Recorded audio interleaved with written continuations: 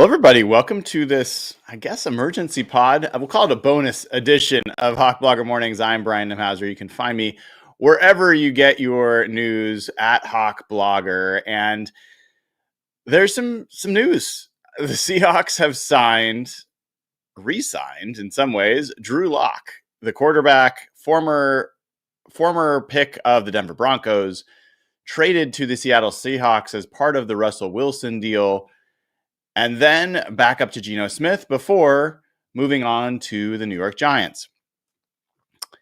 It is a many-layered bit of news, and I want to at least touch on a few things here, because the reality is Drew Lock signing is not some sort of bombshell event that deserves its own set of discussion. But I think it's an interesting enough move that I wanted to spend a few minutes on it, and I only have a few minutes, so this is going to be a quick one. I haven't seen yet what the dollars are going to be for Drew Lock signing. I'm assuming it's going to be under $5 million. We'll see what the actual number ends up being.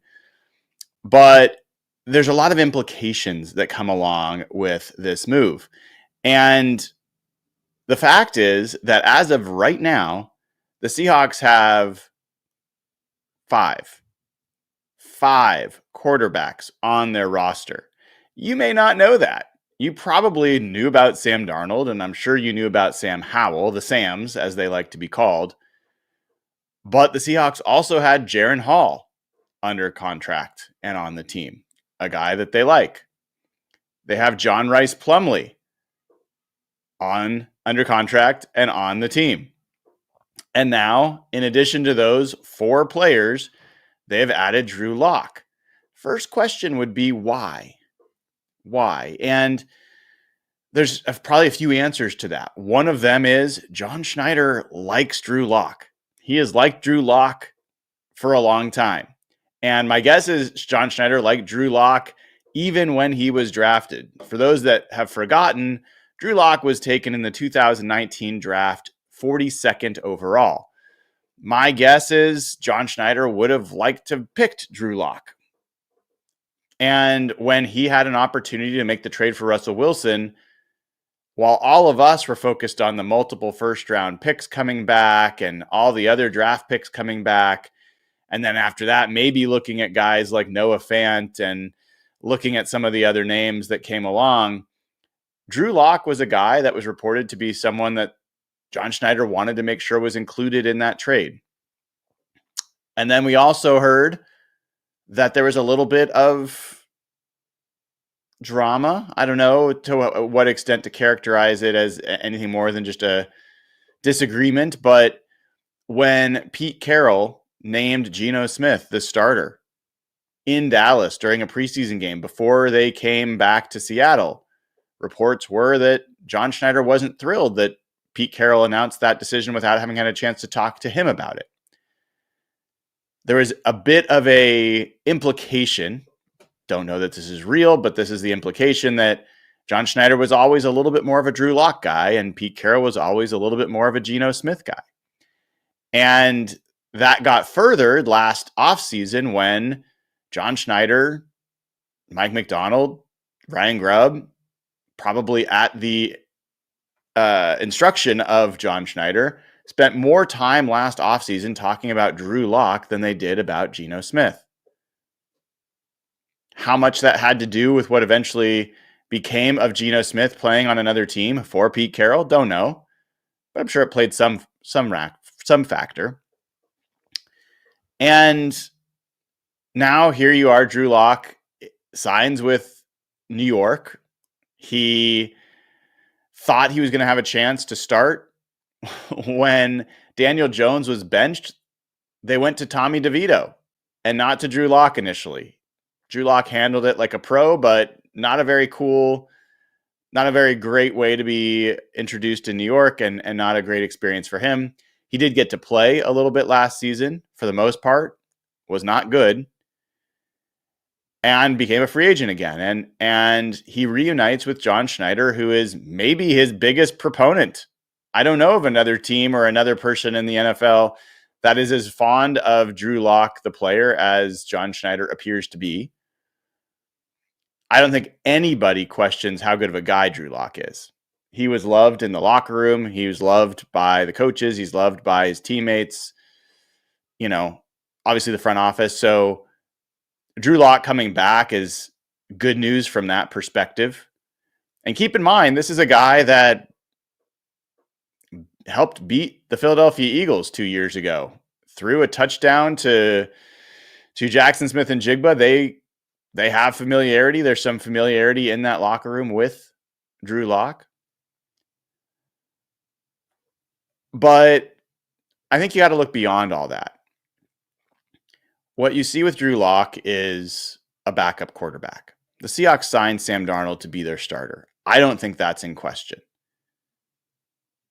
Drew Lock has been a backup for a very long time. Well, for years at this point. I think that is his expected role wherever he is. And so then the question becomes, well, do you assume that he's going to have a camp battle with the other quarterbacks on this roster to be the backup QB? Maybe. But I think there's probably another possibility here. I think that Sam Howell may not be long for this roster. Before I explain, give the show a like, click subscribe, click the little bell to get notified, because like this show, you never know when I'm going to go live to talk about new Seahawks news, and I chose to do it today. So all those folks with the little bell got notified, hopefully. So take a chance to do that. So I think there is some potential that Sam Howell will be moved, either before the draft or after the draft or during the draft. He is still just 24 years old, young player, has started 18 games in his career, has made some big plays, at least when he was with Washington. And he looked really not ready to play in at least the Ryan Grubb offense last year. It's not clear whether this offense is a good fit for him.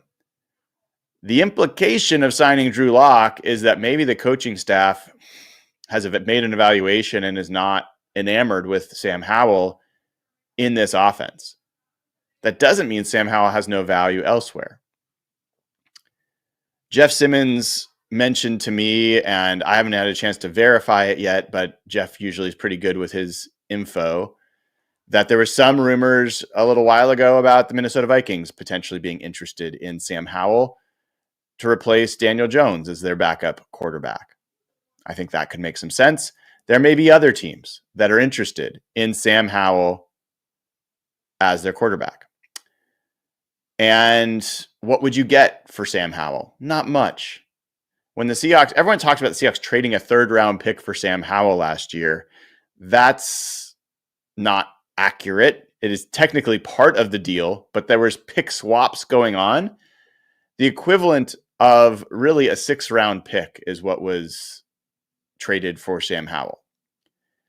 I would guess the Seahawks are without a 6th-round pick currently. I would bet that a 6th-round pick is probably what they would get in a trade for him. Maybe a 5th-round pick. Keep in mind, Sam Howell was picked in the 5th round in 2022. And he has 1 year left on this deal. And we'll see. We'll see if there's a team that would be interested in surrendering a late day 3 pick for him. Now, we are getting some information about the contract for Mr. Drew Lock. It is reported to be a 2-year deal with a max value of $5 million. That's about right. And I have no problems with them signing that deal. They've now established a floor for their backup quarterback position that I think is higher than it was before this deal. I've never been a big proponent of Drew Lock, primarily when there was a conversation about him competing with Geno Smith as the starter. I think the gulf between Geno Smith and Drew Lock as far as talent is massive. And so the idea that Drew Lock was going to be the starter to me was laughable. And I think the idea that if he was the starter, I think you're talking about a 6 or 7 win difference. That's how much of a difference I think there is between those two as quarterbacks. That said, I actually like this fit for Drew Lock. He is a mover. He is a kind of a one read quarterback. I think having this particular system in place could be a good fit for him. And I think he might be an ideal backup. So I do not expect Sam Howell to be long for this roster. I don't know when that will change, but I would expect him to be gone. Now, the other two quarterbacks you've got, John Rice Plumlee and Jaren Hall. I also don't know what's going to happen there. 5 quarterbacks. I'm not sure I've ever seen 5 quarterbacks on a roster at the same time. Now, there are those that are going to point out John Rice Plumlee, he's on the roster right now listed as a wide receiver. Okay. John Rice Plumlee I saw him returning punts last year during practice, but he also was a scout team QB, and primarily he's been a QB throughout his career. That's what he was, well, technically I think he was undrafted. He was undrafted, signed by the Steelers. But until I see OTAs and how they're using him, I'm not going to change his position. So I'm going to assume he's a quarterback for now. And for what it's worth, Mike McDonald had some really glowing words about John Rice Plumlee and conversations they've had in terms of discussing what was going on with the offensive system out in the field. Jaren Hall is a really good athlete at quarterback, a mover, someone who played some decent snaps for the Vikings when he was there. It's possible Jaren Hall is someone the Vikings are interested in bringing back to Minnesota. That's a possibility. So I don't think the Seahawks are going to stick with 5 quarterbacks for very long. But it is fascinating to see all those names on the roster now. What does this mean for the draft? I see people out there saying, well, I guess the Seahawks aren't going to draft a quarterback. I don't think this has any impact on the draft. Every GM approaches free agency with the goal of getting the roster to the point where they don't have to pick any specific position. They can just take the best players that fall to them at the spots that they want. And I still think John Schneider would like to draft a quarterback. But I think there's specific guys that he likes. You don't just take any quarterback that falls to you. If there's someone that you like, you either go and get them or you pick them when they come to you. And now John Schneider has even more flexibility to either do that or not do that. I don't think this would keep him from making a selection to draft a rookie quarterback. I also think that there's enough competition at that position on the roster that if you were to take a quarterback in, let's say, the day 3 period, 4th round, 5th round, which I think is probably later than he would do, but let's say they did that, there's no guarantee that player would make the roster. And maybe he likes it like that. Maybe he would want a competitive situation for that player to make the roster as a 3rd string player or as a practice squad guy. I think this makes it less likely, if anything, that the Seahawks would spend a 1st round pick on a quarterback. But I've always thought that seemed like an odd fit. So where we are right now, the Seahawks have signed Drew Lock, 2 years, up to $5 million. Not a lot of money. I think he's the odds-on favorite to be their backup quarterback. I think Sam Howell is unlikely to be on the roster by training camp, at least. Maybe within the next few days. Who knows? I think John Rice Plumlee is a question mark in terms of how the team's going to use him. And I think Jaren Hall is a question mark, but most likely, will not make the roster. At this point, the Seahawks need to add more centers to their team just to be able to warm up their quarterbacks to snap the ball. 5 quarterbacks is untenable. So I don't expect that to continue. Let's say for a second, John Rice Plumlee won't be used as quarterbacks. Now you're down to 4. Then maybe you make a trade, either Jaren Hall or Sam Howell, you're down to 3. But then if you draft a quarterback, you're back up to 4. So we're going to see. We're going to see how this plays out. But an interesting move for the Seahawks and an overcrowded quarterback room for the time being. I don't hate it. I don't like, there's nothing wrong with bringing in guys to compete at the most important position on your roster. And if they wash out, if they turn out to not be great, fine. You've got Sam Darnold. He is your starter, and he is the guy you expect to be able to carry the torch. But there's nothing wrong with bringing in other guys that you want to help develop. And also a guy like Drew Lock, who is just absolutely beloved in the locker room and a part of a positive culture creator. So I think that's also an underrated, probably missed part of some of this signing as well. There was a few players that weren't as thrilled about being in the locker room last year, that weren't as bought in. And I just don't think they're here now. And I think you're going to have a breath of fresh air in that locker room with the amount of positive, engaged professionals that are in there that want to buy into what Mike McDonald and John Schneider are trying to build. All right, before I jet out of here, there's a couple super chats. Colin Lundstrom says, insert Jim Halpert. What is going on, Jiff? Yeah. It was interesting. I mean, I saw a lot of people really like, what the hell's going on? And I don't think I had that reaction. It was like, oh, that's interesting. And then, yeah, John Schneider, I think, will always be interested in Drew Lock until that has played out, however that looks. But I think Drew Lock is very limited, but I don't think he's a disaster. And I think that him coming in as a backup, he proved that he could be part of a winning combination when he subbed for Geno Smith 2 years ago. I just wouldn't bet on it very often. Chris Clark has given away 5 Hawk Blogger memberships. Thank you so much, Chris. Appreciate it. If you want to know how to get one of these free memberships, search on Google for how to turn on gifting on your YouTube account. And then all you got to do is like the show, subscribe, click the bell to get notified, watch the show, comment on the show. The more that you engage with this channel, the more likely you are that YouTube will grant you one of these free memberships. All right, Brandon Meyer, who's been a member for 8 months.